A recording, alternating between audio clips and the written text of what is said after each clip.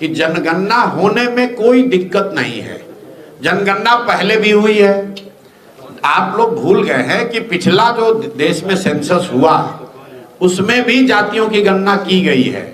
उसको रिलीज नहीं किया गया क्योंकि जो जातियों की गणना की गई तो सरकार को जब आंकड़े मिले तो आंकड़े इतने डिस्टॉर्टेड थे, मतलब वो बिलीवेबल नहीं थे, विश्वसनीय नहीं थे।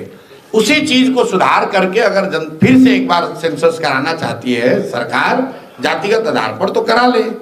जानकारी समाज के बारे में, समाज के विभिन्न वर्गों के बारे में जितनी ज्यादा जानकारी सरकार या नीति बनाने वालों के पास रहेगी उतना ही अच्छा है। लेकिन सिर्फ जानकारी इकट्ठा हो जाने से समाज नहीं सुधरता है।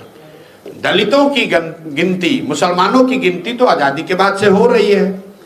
तो आप मुझे बताइए कि अगर गिनती हो जाने मात्र से ही अगर स्थिति सुधरती तो आज कम से कम मुसलमान और दलित भाइयों की स्थिति सुधर गई होती।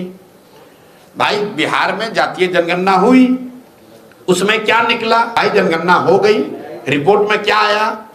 एक रिपोर्ट का ये फाइंडिंग है कि आज भी 35 बरस सामाजिक न्याय का ढोंग करने वाले लोगों के राज चलाने के बाद भी 5% से कम दलित और अति पिछड़े समाज के, मुस्लिम समाज के लोग 12वीं पास करते हैं।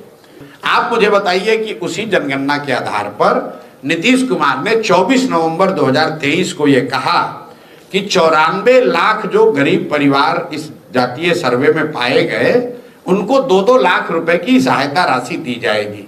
आप सभी वरीय पत्रकार हैं, आपने आज तक किसी नेता से पूछा कि भाई ये 2 लाख रुपया कब दीजिएगा? भाई जातीय जनगणना हो बहुत अच्छी बात है, लेकिन उसका फायदा तब होगा जब जातीय जनगणना में जो रिपोर्ट आए उस पर काम हो।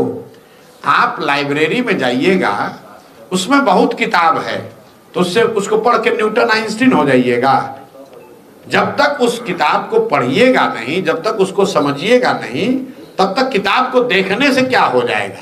लाइब्रेरी में हम जाएंगे तो हम विद्वान हो जाएंगे। लाइब्रेरी में जाकर हमें पढ़ना पड़ेगा, उसकी समझ बनानी पड़ेगी।